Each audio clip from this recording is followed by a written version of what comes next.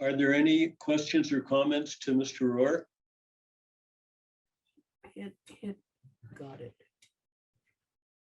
Seeing none or hearing none, then I'm going to move forward to our presentation of the January 2020. Mr.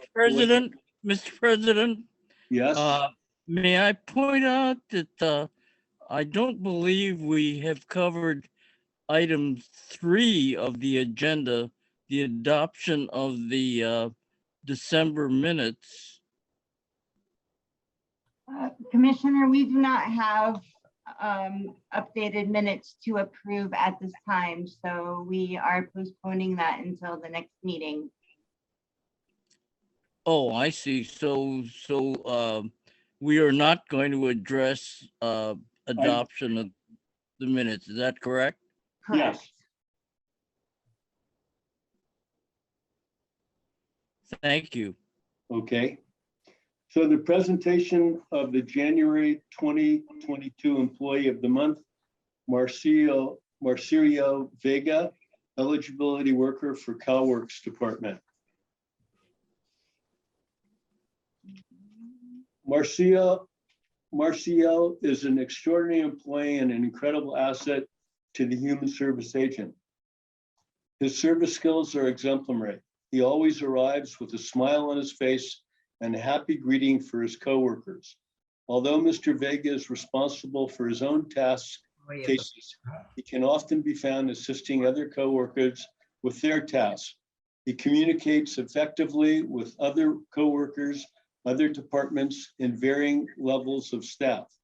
Despite the overwhelming amount of work, the daily expectations, and the fast pace required by our program, Mr. Vega consistently finds ways to help his coworkers, other departments requesting assistance, supervisors and managers, and he does it with a positive attitude, keeping in mind the commitment to the families that we serve each day.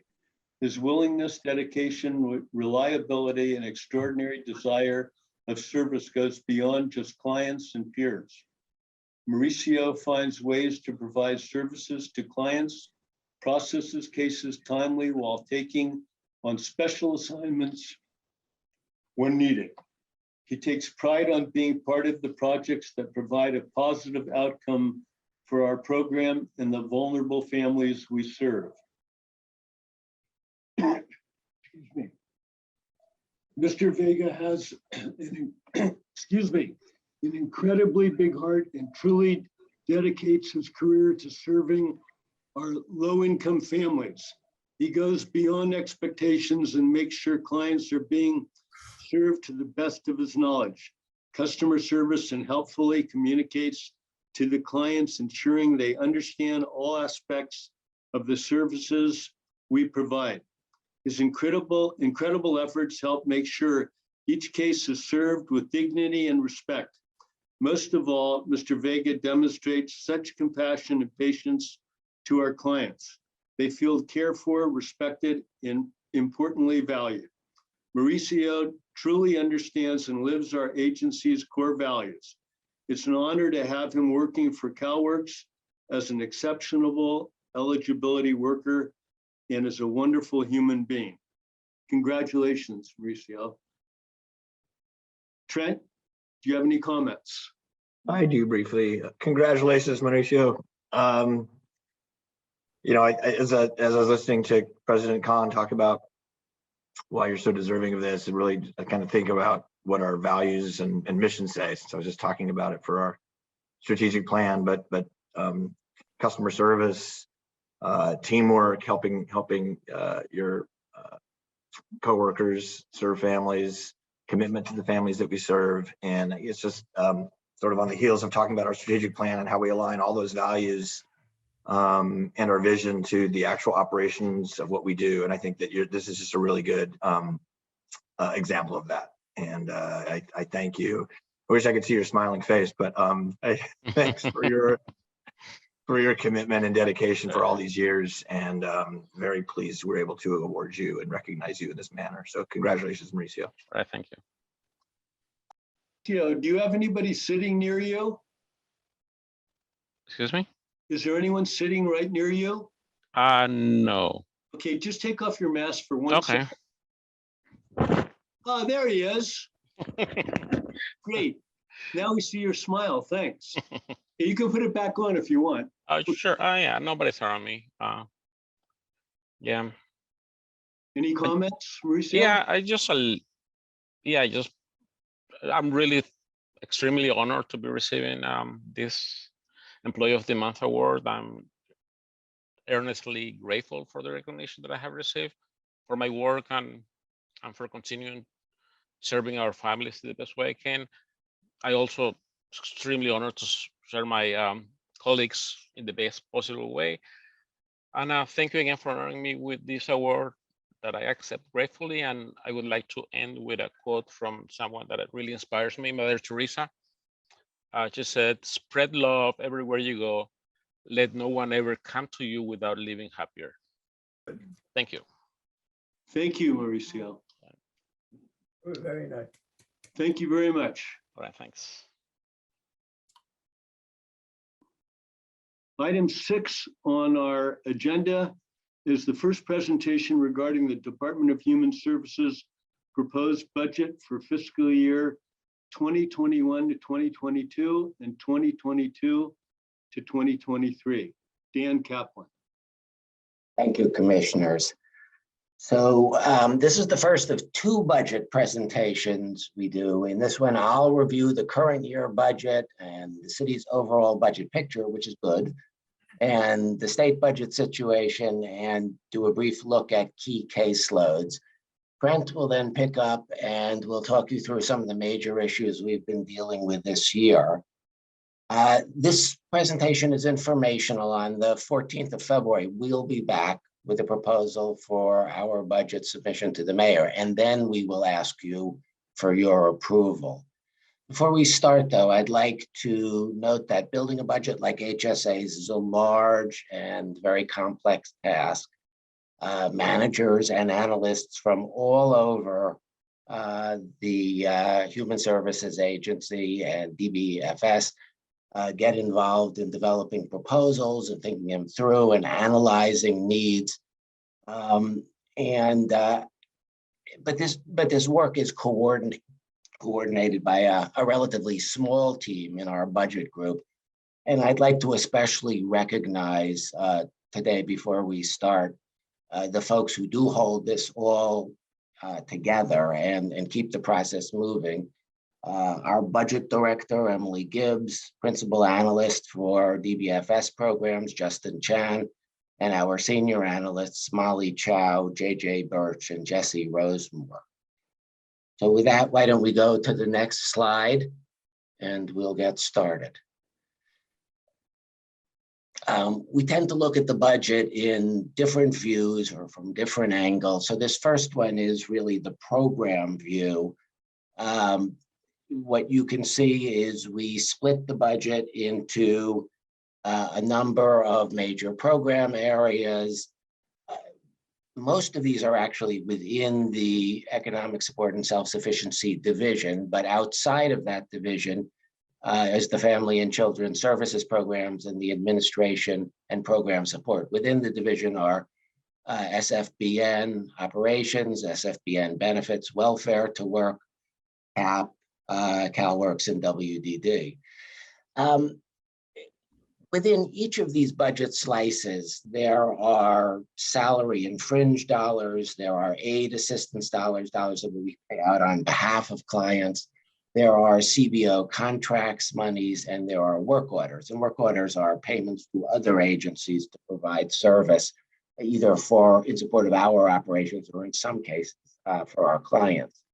A couple of big exceptions to that are additional items. Within the CAP budget, we have the care fund transfer to HSH.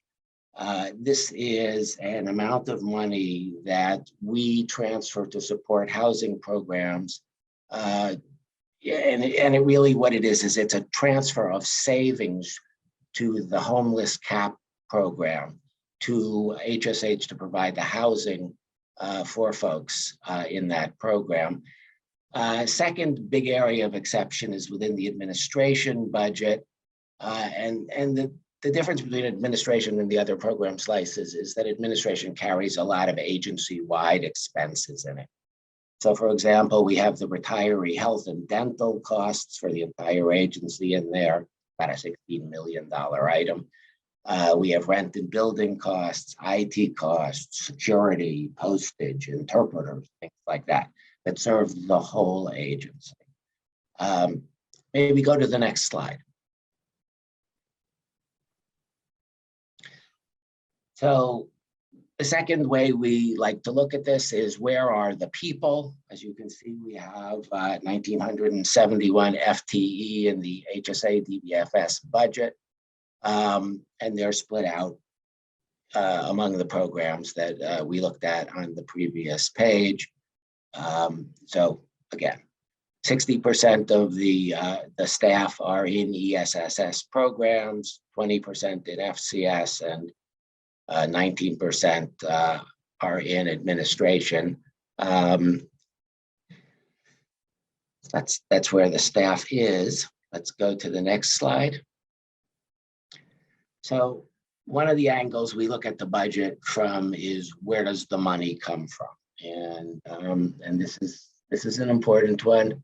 Let me just go around the pie here. We have three realignment sources: 1991 realignment, 2011 realignment, and 2011 realignment AB 85. Realignment speaks to laws passed by the state to give more control and more sources of funding to counties to administer programs, not just social services programs, but obviously that's what we're interested in here. 1991 realignment funds support both FCS programs and a number of ESSS programs. 2011 realignment supports FCS programs, and 2011 realignment AB 85 pays what would have otherwise been the state share of the CalWorks grant. So the CalWorks grant is funded 50% with federal money, 47.5% with state money, and 2.5% with local money. This realignment money covers the state share. We have another bucket here called dedicated gifts, grants, and fees. This has a few small items, funding for a statewide child welfare liaison who sits in the San Francisco Human Services budget, but does statewide work. We have birth certificate fee revenue, and we have our refugee grant money here.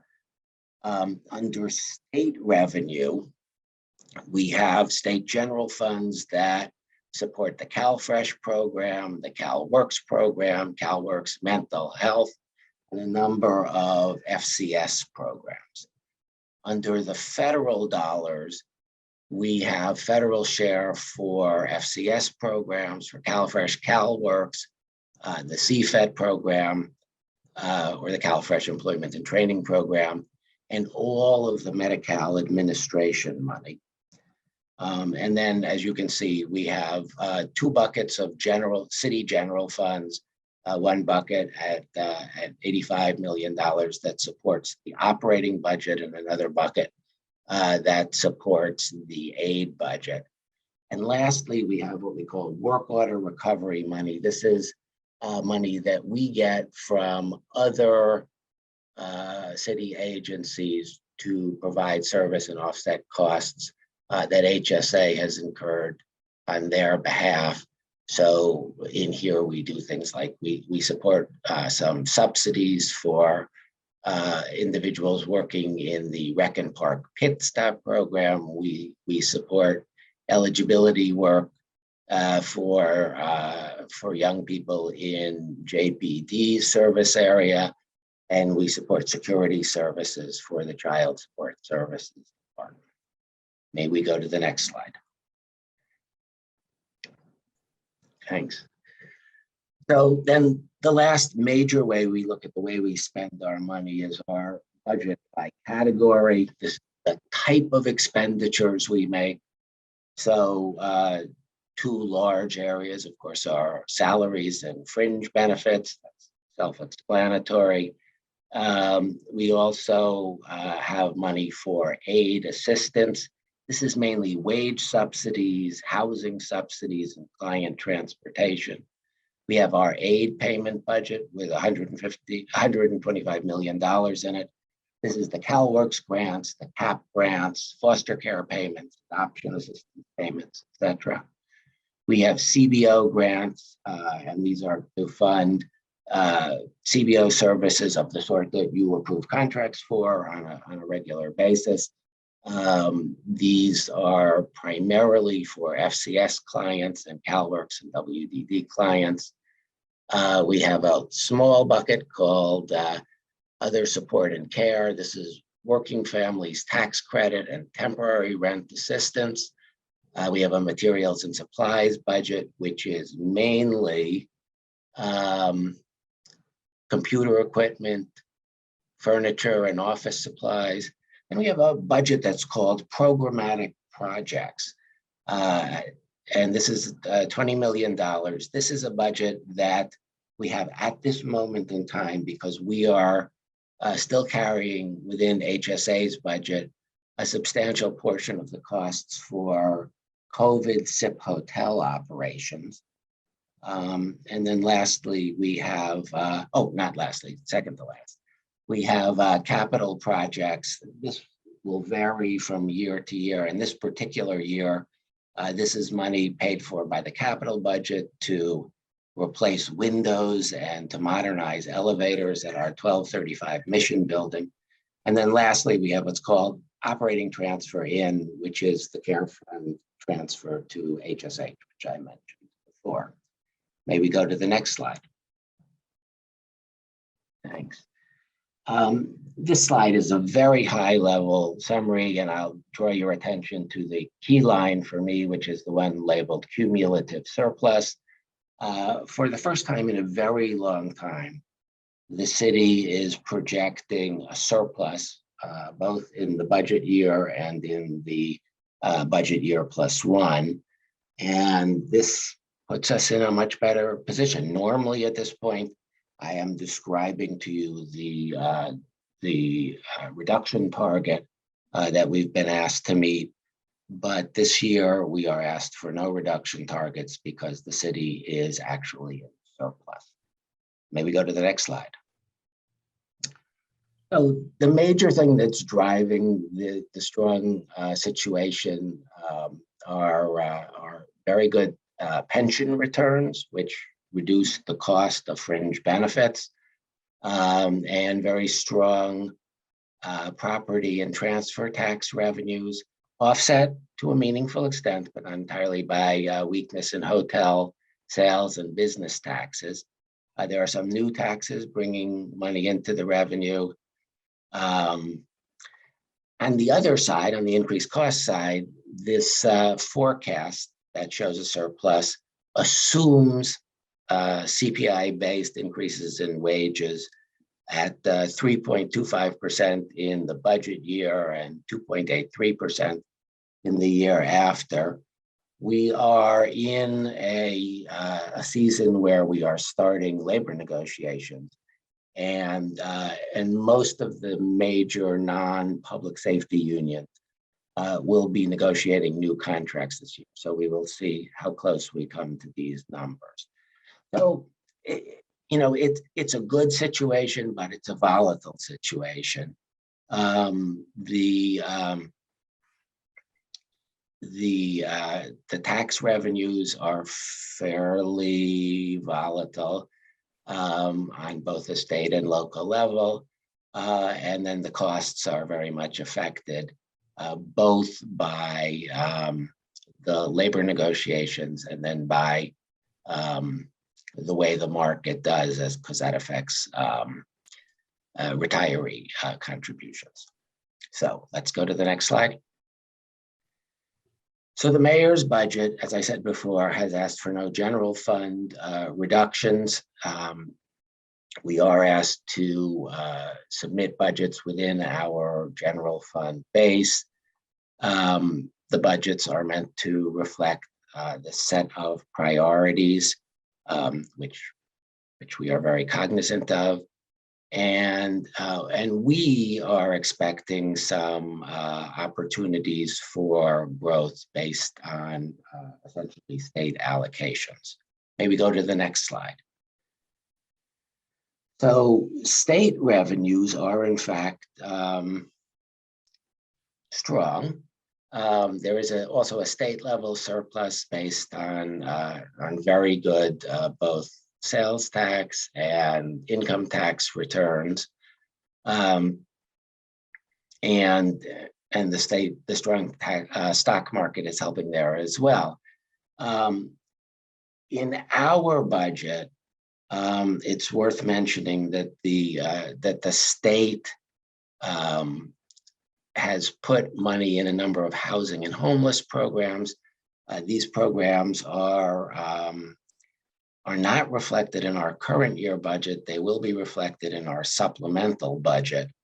And then as we carry them forward into the budget year and the budget year +1, they will be appearing. So these are in DBFS. These are the Calorics Housing Support Program, the Bringing Families Home Program, and the HDAP program, all of which have existed before, but are substantially higher funded in this year's budget. So otherwise the allocations have puts and takes, but they remain basically solid overall. May we switch to the next slide? We always do like to look at caseloads when we are building a budget, because obviously the volume of clients we're serving is very important, especially to where we're putting our discretionary money. And as you can see, during the pandemic, both the Medi-Cal and the Calfresh caseloads have grown very significantly. And we are anticipating that the Medi-Cal caseload will stay high up into the beginning of the next fiscal year and will drift down slowly over the biennium, but overall will be higher than it's been at any time in the past for the next biennium. The Calfresh caseload is one that we expect to continue to grow. As you can also see here, the CAP and CalWorks caseloads have been decreasing for a while. On the CAP side, there's a pretty strong correlation between CAP caseload and unemployment rates in the city. For CAP, especially for CalWorks, a little less. There was a real drop off of caseload during the pandemic, and after pandemic unemployment benefits ended in September, we started to see more applications, and caseload is actually beginning to come back. And then foster care, as you'll note, has been an area of declining caseload, a good thing, for a long time now, and this has continued during the pandemic, and we expect it to continue in a gentle way.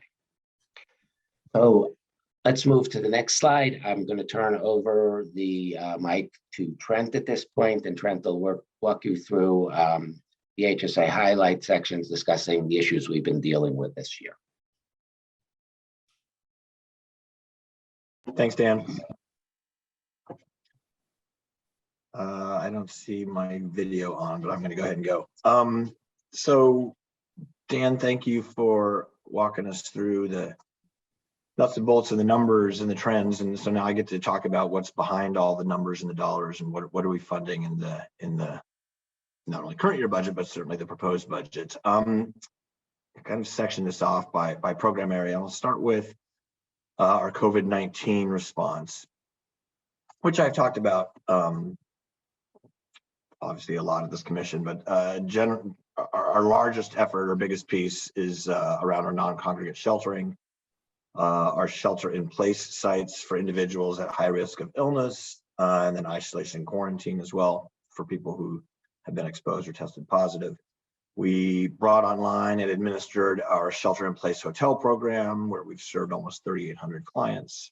We have about a little over 1,200 now. The reason it's going to be in our budget moving forward is we have a big demobilization effort as the Department of Homelessness and Supportive Housing are helping to move clients out of the SIP system into other permanent housing options. We then move in the HSA world to demobilize the hotel, get it back to the condition it was prior to us taking it online. Also in COVID, a big part of our response was coordinating and administering food support programs. And it ranged from home delivered meals to congregate sites, congregate feeding sites, isolation quarantine feeding. We've supporting 17 community-based organizations with over $42 million in citywide food support, so, providing food support for literally tens of thousands of households. We are in our budget including legislation that was authored by Supervisor Safai to bring online a food empowerment market model, which is trying, the model really looks at giving more, really empowering clients to in a way where they can actually choose the food that they want and have it be more like where they're shopping for food that they'll use rather than these sort of older school typical food pantry where you get a box or a bag of food and irrespective of what you may be used to cooking or that you may want. And so the idea around a food empowerment market is providing low-cost food that individuals can shop for. And so that will be through an RFP, a request for proposal process to select a provider in District 10 or 11 to pilot moving forward in 22 and 23. And then, of course, with all of our COVID efforts is the federal money through FEMA, as well as state money through Project Roomkey to support the hotels. And we continue to collaborate with the city's cost recovery team to maximize reimbursements. So next slide, please. Okay. I mentioned in my report, and Dan presented the slide 2 slides ago around our caseload increases in Medi-Cal and Calfresh. We've seen substantial increases, as Dan mentioned, a lot due to the COVID regulatory relief and keeping households and individuals, families and individuals on health and nutritional benefits. Additionally, in Medi-Cal, Medi-Cal coverage, full Medi-Cal coverage will be expanded to undocumented immigrants aged 50 and above, starting in May of this year. The current estimate is around 3,500 or so additional Medi-Cal recipients. So obviously, we'll increase workload a little bit. And then this another change in our workload and what we need to administer is our work requirement for Calfresh. It's likely that the suspension of that happened under COVID will be lifted sometime in 22. In order to maintain our continuity of services in a telecommuting or mobile work, we implemented telephonic signature. We have a federal grant. Fortunately, the timing was good. That it allows us to enhance our online delivery of Calfresh benefits. And we're continuing, well, now we're maximizing telecommuting, but when we come out of the Omicron variant surge, we will still have a significant number of staff telecommuting part-time. And then also in Calfresh, this doesn't hit our budget because the Calfresh, the federally funded Calfresh grants go directly from the feds in the state onto individuals' cards. So you're not going to see that as a budget cost center for us, but it's worth noting that there's a significant increase in Calfresh grants that occurred in October. 22% increase was the largest, at least in 2 decades, resulting in an average of about $35 more per household of Calfresh benefits monthly. Next slide. So we continue to work closely with our partners at the Department of Homelessness and Supportive Housing. I've mentioned in my reports over the past year about the great work that our eligibility staff have done at our shelter-in-place hotels, our safe sleep sites, our congregate shelters, in linking residents of those various sites to our benefits. Over 1,900 Calfresh applications were submitted in 2020 and 21. 11 over almost 1,200 CAP applications and over 1,300 Medi-Cal applications. The approval rates of Calfresh and Medi-Cal being extremely high. The approval rates for CAP significantly lower, a lot due to the sort of difficulty of getting individuals to follow up on appointments and sort of oftentimes ineligibility of CAP due to other receipt of SSI or something like that. But we continue to partner, as I mentioned, not only at the Lincoln Center, but of course in the SIP hotels as individuals exit. A key sort of strategy around exiting to permanent housing is through the Care Not Cash program and getting individuals onto CAP so that that can be an avenue for permanent housing through the Care Not Cash funded supportive housing sites. We have a chronic homeless initiative with our partners in philanthropy at Tipping Point, providing legal aid to clients to support their application for federal disability benefits, which the dollar amount of which is twice what it is of CAP. So far, we've had 96 successful awards for individuals and over 250 clients participating in the program. And then lastly, in our linkage with HSH is our HDAP, or Housing Disability Advocacy Program, or Assistance Program, funded through the State Department of Social Services. We saw a big increase. Governor Newsom's commitment to this program and other homeless and housing interventions. We have $5.2 million allocated for 21-22, and the same amount moving forward to allow us to serve clients in that program. The partnership with HSH there is partnering on their sites to place individuals using the state money, and then once they're on SSI, transition them off that state-supported subsidy. Next slide. So CAP.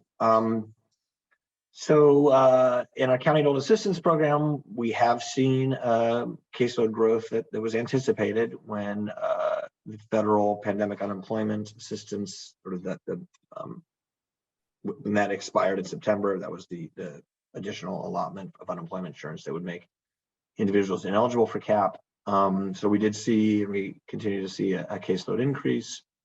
Similar to Calfresh, the benefits for CAP have been going up steadily. These are largely due to cost of living adjustments, or exclusively due to cost of living adjustments to our Calorics program that are authorized by the state. In the local CAP ordinance, any COLA that gets applied to a Calorics grant would also be applied to the CAP grant for single adults. And so we've seen it increase to $501 for general assistance and up to $619 for pay, SIP, and CALM. I should say that in the state budget proposal that we saw from the governor in early January proposes a 7% CalWorks increase. So if that were to go through and pass through the legislature, we'll see a 7% increase to CAP grants as well. As I mentioned, we continue to connect with clients at our shelter-in-place hotels, as well as other sites, including the Tenderloin Lincoln Center. We've adapted as well during the pandemic in CAP, doing launching an online application portal and a phone intake process, texting capabilities to remind clients about appointments, performing interviews by phone, and providing resources, technological resources on site for clients who don't have phones or computers. And then lastly, moving forward,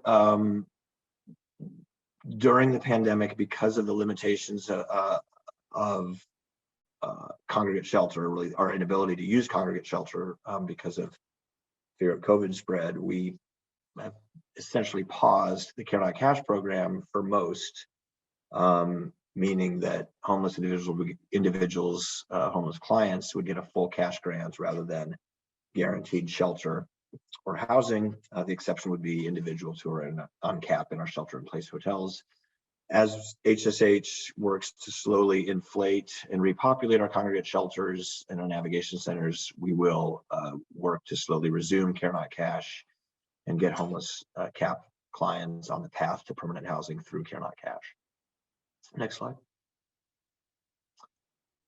So in Calorics and Workforce Development, another COVID, sensing a theme here, another COVID impacted program, and that's the welfare to work requirements were relaxed via the use of the good cause provision. The state is not counting months of assistance received during COVID towards the lifetime benefit clock of 60 months for CalWorks families or CalWorks adults. Similar to the HDAP program, the governor put in significantly more money statewide for the CalWorks Housing Support Program. We were getting an additional $6 million this year, but also moving forward into the budget year to more than double the number of families provided with housing support through that program. And then we're beginning, as again, it's always hard to predict how we re-enter and sort of resume whatever normal operations might look like. But we are preparing as Omicron continues to decline, resuming our operations as we emerge out of the pandemic, which for workforce development means, anticipated increased demand, hopefully, as city businesses return, or business activity returns to a relatively normal level, or hopefully ultimately pre-COVID level. We are continuing to incentivize employers to take on Jobs Now clients by offering a more generous wage subsidy to private employers that hire clients through that program. We're adding, we want to add more career pathways opportunities. To remind you, commissioners, career pathways is the program that moves successful Jobs Now graduates into potential city employment through that career pathways program. And then I mentioned before, digital services program to help our workforce clients bridge the digital divide. So, a lot of interviews are done online now, and certainly applications done online to the extent that that our clients need that connection. We offer that to them. In Family and Children's Services, I mentioned in my report the transition from the 4E waiver to Families First, FFPSA we call it. The significance there is, rather than receiving a fixed amount of money through the 4E waiver, that waiver expired under FFPSA, and we moved to the federal funding formula and structure that other counties are operating under, which is 50% federal money for prevention services that are eligible, and then a continuation of course, federal support for children who are in out-of-home placement. When you compare the budgets of the two, there is significantly less revenue through Family First Services Prevention Services Act, FFPSA. But as we work to modify the way we provide services at the front end of our system and prevention, we hopefully can draw down federal dollars to help offset some of that revenue loss that resulted from loss of the 4E waiver. But we're also able to leverage additional state dollars, principally through 2011 realignment, but also other revenues, to be able to bridge the sort of gap between the 4E waiver and Family First to maintain our existing level of services and programming, at least through fiscal year 23 and 24. I also mentioned earlier the non-minor dependents, 127 of whom exited at the end of December of 21. Because the pandemic extension kept them in even after they turned 21. So we've again putting forward local general fund resources to address the housing needs of those who are emancipating the big group of kids who did, or youth who did in 21, but also moving forward over the next 6 months or so. We have state dollars through the State Department of Housing and Community Development to support youth who might be receiving a housing voucher, to help support them find housing, and then partnering with the Department of Homelessness and Supportive Housing to ensure that we don't emancipate youth from their non-minor dependent status into homelessness. Next slide, Family and Children's. Okay, thanks. One of the big efforts statewide for 2022 is to address what's a small percentage of our foster care population, but a small percentage that have very, very significant and complex needs, largely due, of course, to stemming from significant trauma experienced early in life, not only maltreatment at home, but the trauma of being separated from your birth parents, being in foster care for an extended period of time. We have our program that we call the services hub that we fund, but the state is now recognizing at least a little bit the needs at the county level for foster youth who have acute behavioral health needs, principally. Piggybacking on the state's decision to decertify all out-of-state group homes, resulting in kids coming back into California. We did not have a lot that were out of state. However, statewide, there are significant numbers. And so the state has issued what they're calling complex care funds to help counties provide that sort of deeper level of support and subsidy for providers that to ensure that this population is served in a safe manner, and that there are placements available to them. And then lastly, in Family and Children's Services, our Bringing Families Home program. Again, Governor Newsom's commitment to addressing homelessness and housing needs across many different populations. It impacts child welfare as well, and that the Bringing Families Home program is housing support for families who are in reunification, parents in reunification, but for whom housing is a barrier to that reunification. And so the Bringing Families Home program helps provide a subsidy, but also services to stabilize parents and families' housing to get reunified with their children, and then have a stable housing situation as they continue in our family maintenance programs.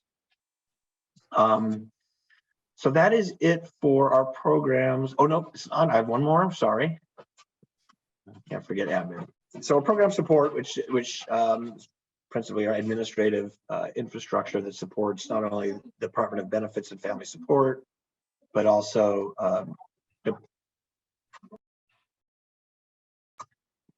supports the Department of Disability and Aging Services, and for another 6 months, early care and education. So this is our planning division, planning and policy division, communications, innovation office, budget, contracts, finance, HR, IT, facilities, investigations, and then disaster preparedness. It's a large division, of course. A lot of work during the pandemic, managing our health and safety programs, the ever-changing mandates around Cal OSHA, and coming and working on sites, vaccine mandates, and then IT, of course, with significant support, supporting a remote environment. Continued involvement in shelter-in-place hotel coordination, and certainly our facilities team in demobilization. We have significantly built out our diversity, equity, inclusion, and belonging team. More staff there to support our racial equity action plan and the improvements that we're attempting to make throughout the agency. I've mentioned several times our new brand rollout through our comms division, really promoting HSA in the community among our community partners, but also potential clients around sort of a no wrong door approach, where we really trying to be more accessible to families, seniors, single adults who need our services. We will be working significantly over the next year, really 2 years, transitioning from our CalWin system to CalSAWS, which is the new statewide IT system, replacing CalWin, and then 3 other systems that were in other counties statewide. And then lastly, future office space planning. And I'll note under that two things. One is, what does our future office look like, given all that we've learned under COVID around telecommuting and our ability to perform our work in a mobile manner, not necessarily at our desks in the office. And so that obviously impacts how much space we might need. If we have a larger number of staff who are working remotely and only on site a day or 2 a week, that will impact how much square footage we need and sites we need across the city moving forward. And then the second piece is 170 Otis, our large building where, which is of course where Board Auditorium is, the Commission Auditorium. It doesn't meet current safety seismic standards, and so we're continuing to work with the Department of Real Estate on potential sites, but really more importantly, thinking about what our space needs will be before we figure out what kind of replacement site we would need for 170 Otis. You know, we might not be looking for a building that's as large as 170 Otis with 8 floors and all the square footage. We might need considerably less. And so before we really actively pursue looking for a new building or new opportunities, we really want to have a good sense on the square footage that we need. You know, that makes good sense. So that's it from our program and admin. The budget timeline slide, which is next, I'll just briefly touch on that. Looking backwards, of course, we received our budget instructions in mid-December. Today is the 27th, where we have our first commission meeting on the budget. The second public hearing that is required per ordinance actually will be in mid-February, where we'll be asking for your approval of the budget, or at least the budget framework, and then the proposed budget goes to the mayor at the end of towards the end of February, the 22nd. As you know, this is not your first budget, commissioners. From the end of February up till June 1st is really a lot of discussion between the mayor's budget office and our department and our agency, as well as potential Board of Supervisor budget hearings prior to June 1st. Sort of generally these occur in sort of March, April, where we present a higher level overview of what we submitted to the mayor in February. So that negotiation continues until we have the final budget presented to the board by the mayor on June 1st.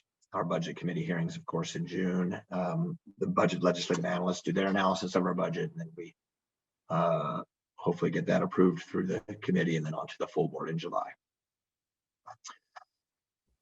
That was a lot. Appreciate your patience and attentiveness, commissioners. I'll conclude with that and then open it up to myself and Dan Kaplan for questions.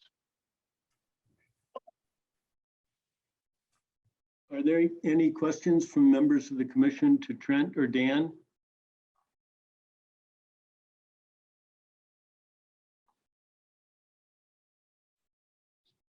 Seeing none, we're going to move on to item 8, our consent calendar.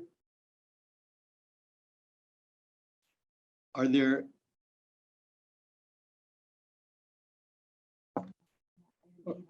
any of my fellow commissioners who want to remove an item from the consent calendar? If not, then can I have a motion for approval of it? So moved. Move approval. All in Second. favor? Aye. Aye. So moved.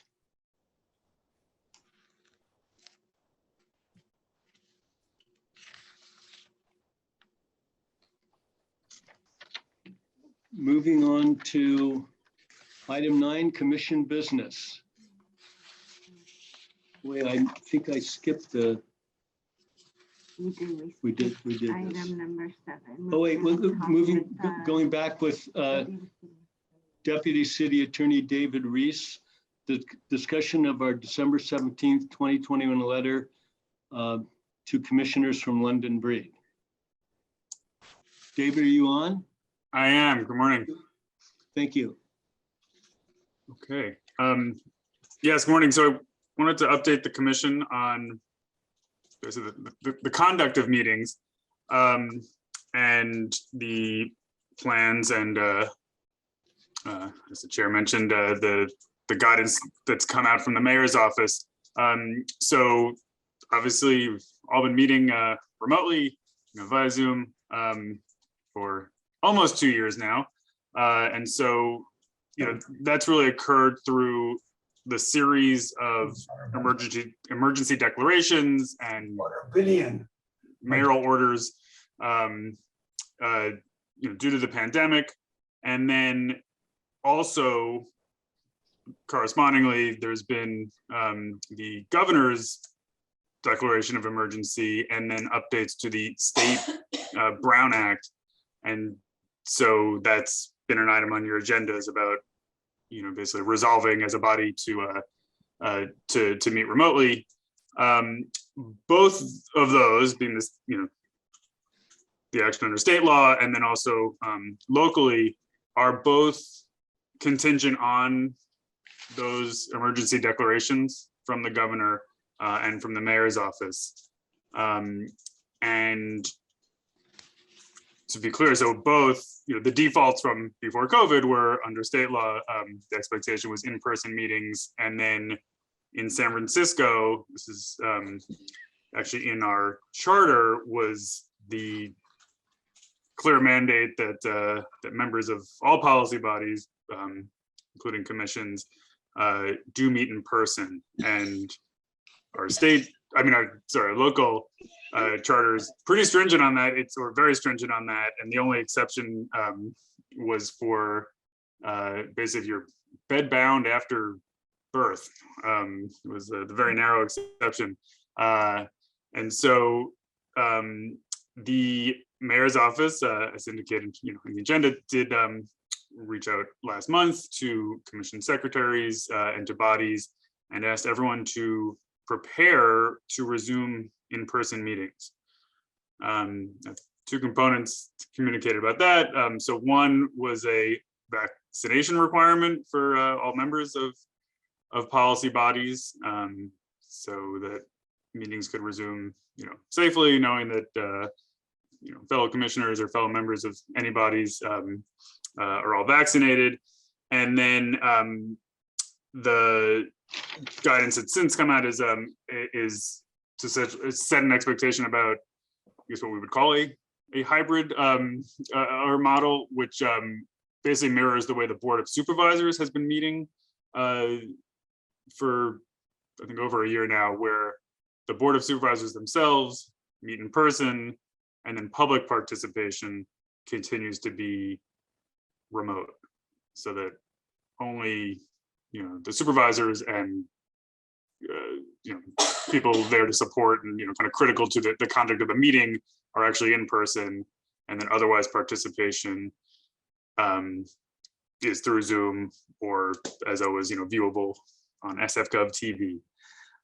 And so that again has been communicated with the date of February 28th being the date that the mayor's office has put out, and asked that all bodies, so this commission included, but a wide range of policy bodies throughout the city, be prepared to meet in person after February 28th.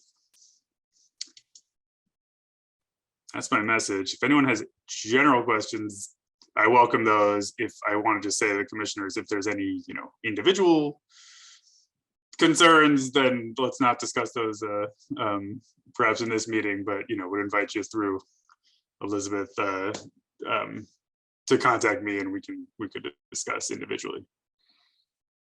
Thank you, David. Any members of the commission have any questions?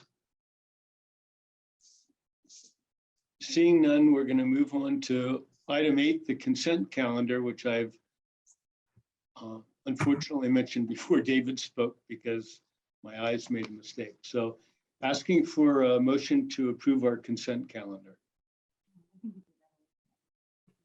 Oh, we already got approval. Okay, so moving on to item 9, commission business action items.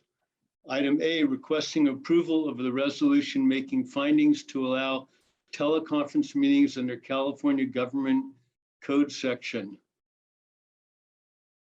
Is there any comment?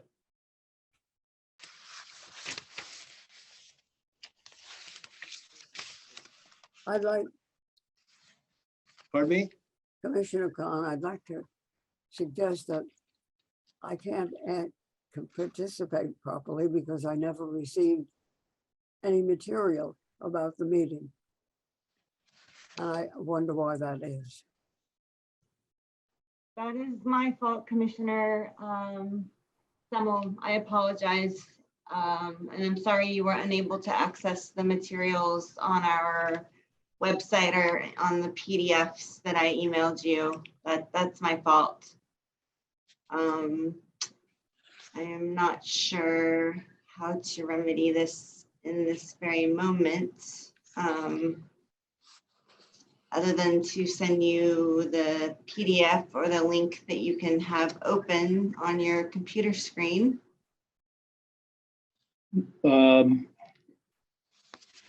Might I suggest that we put this, the vote on this, that we put it off until we can get it to you?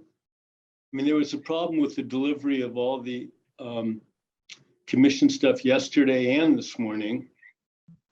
Well, it's hard to vote on something if you haven't seen it. Do you feel comfortable pulling it up on your computer screen to review, or should we? Commissioner Semmel, it's Trent. We don't have an action item before us yet. David, City Attorney Ree's presentation was just for informational, I believe, right? So I would suggest that in order, so we can move forward with the business that we have before us in our agenda on our contracts, you could abstain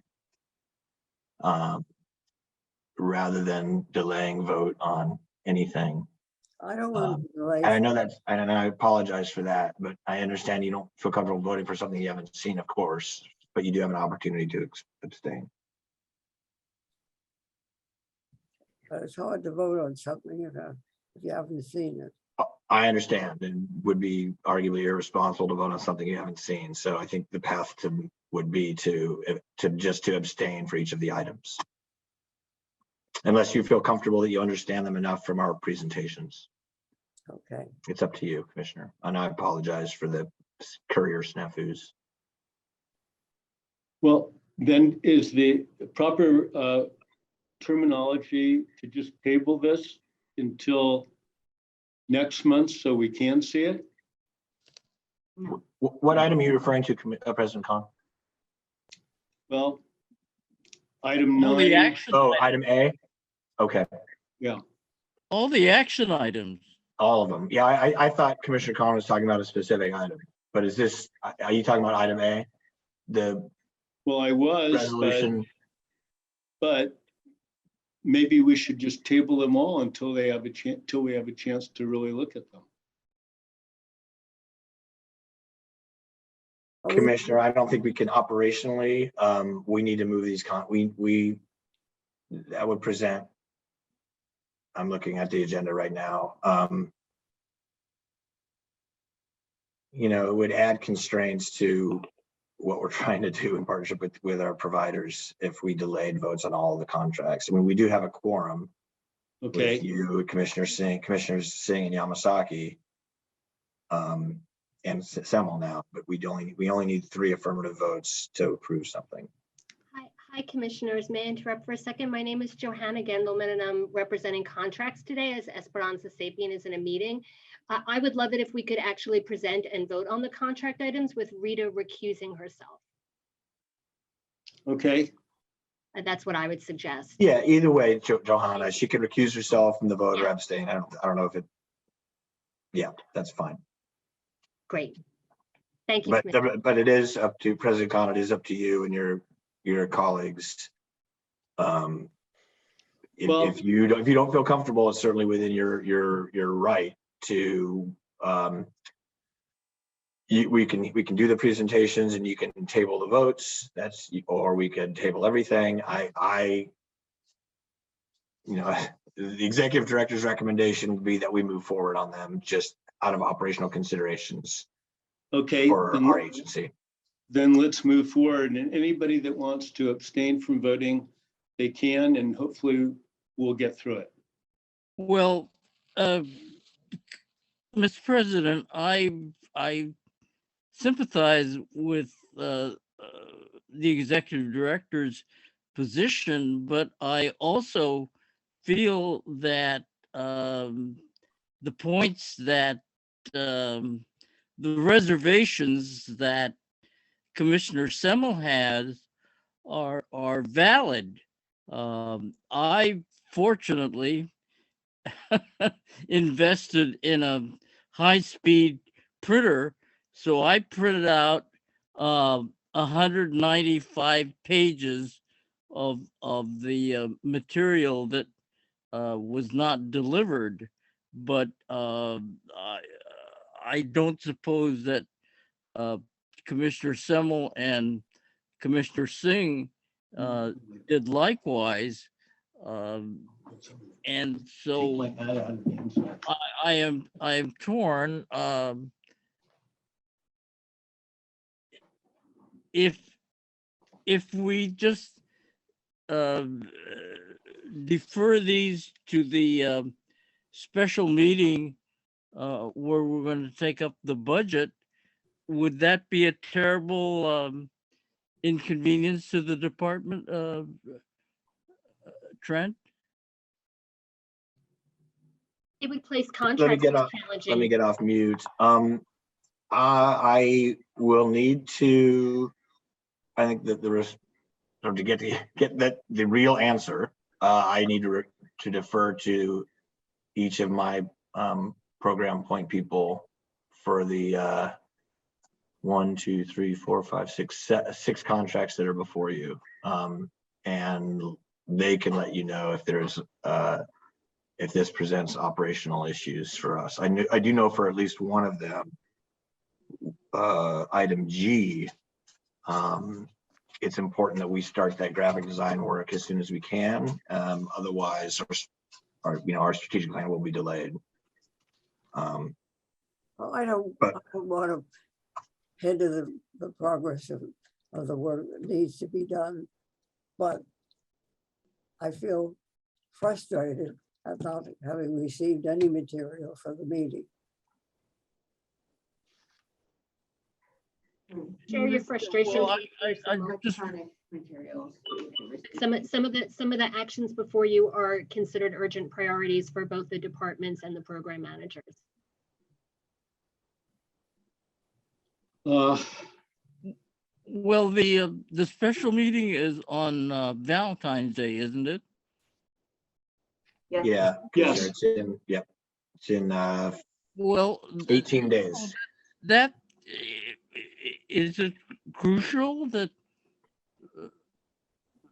and this is the 27th, so that's 18 days. Would an 18-day delay be that detrimental? Yeah, Well, it's- Commissioner Yamasaki, if I could, or through President Khan. Yes, There are two items.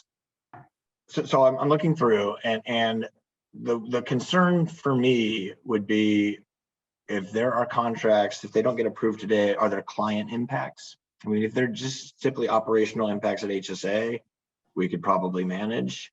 There are at least two of these items B and C, where we're bumping up against contracted authority to administer childcare subsidies. And so if we hit that without these modifications that are adding additional dollars, there's a potential that we couldn't give childcare subsidies to families through Children's Council, and that would be a problem. Yeah, additionally, Trent, some of these items are scheduled to go right from here to the Board of Supervisors. So it would delay that as well. Some of the services, speaking as the acting director of contracts for this meeting, are critical to us. The graphic design, the BINTI RFA portal, they're priorities. I don't want to hold up the movement of these issues. I am just pointing out that it's difficult to vote when you haven't seen anything that you're supposed to be voting on. well, I would suggest that I understand the difficulty, but I think that we should move forward.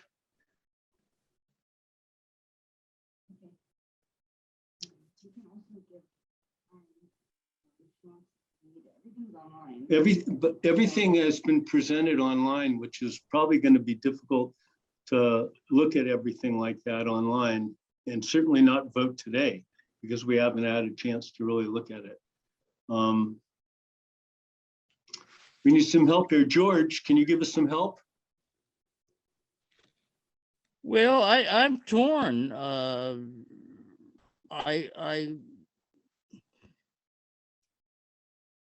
If there's sufficient expediency required, then I'm sympathetic to trying to reach a compromise and provide Commissioner Semmel and Commissioner Khan and Commissioner Singh with enough oral information that they would feel comfortable in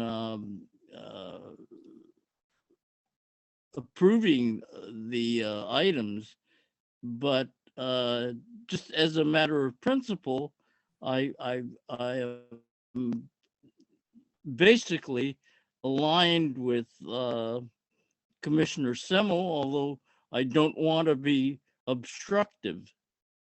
I So don't- I'm torn. I'm very torn. Well, I don't want to be obstructive either. On the other hand, I don't want to vote for something that I never heard Yeah, about. you know, I fully agree with the principle that you're enunciating, Commissioner Semmel. Yeah. Can I make a suggestion, commissioners? Yes. Flanagan. I would suggest that we move forward with the items and